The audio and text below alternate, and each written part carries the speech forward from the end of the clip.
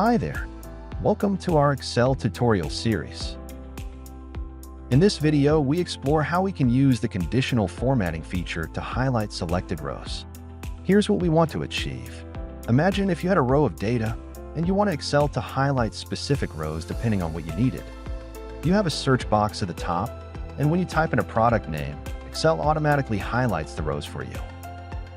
First, let's provide a field for the product name we want to search for. Next, select the data range. In this example, we will select cells A5 to E15. Now click on Conditional Formatting, then New Rule. In the Rule Type section, select Use a Formula. Now, let's think about what we need for the formula. We need to match whatever the user types in cell B1 to the product names in column B. The first product name appears in cell B5, so the basic formula should be to check if the value in cell B1 is equal to the value in cell B5. But we want to check the product names in all rows, not just the first row. We need to fix the cell references to be sure that the formula works as intended. For example, as the formula moves down each row, the reference to cell B1 will change. First, make the reference to cell B1 absolute. This tells Excel to always compare with the cell only.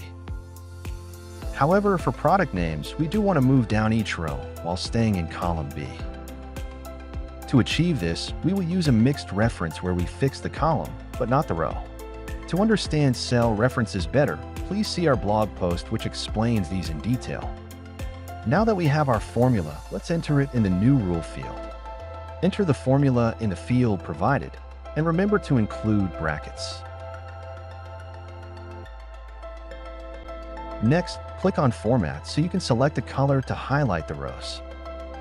Select the color of your choice, then click OK. And click OK again to save the rule. The rule has been defined, and you can start using it. In cell B2, type in the name of the product that you wish to highlight. Excel will then highlight each of the rows that contain the name of the product. That's it for this tutorial. We hope it helped you work more efficiently in Excel. Stay tuned for more tips and tricks on using Microsoft Excel. Bye for now.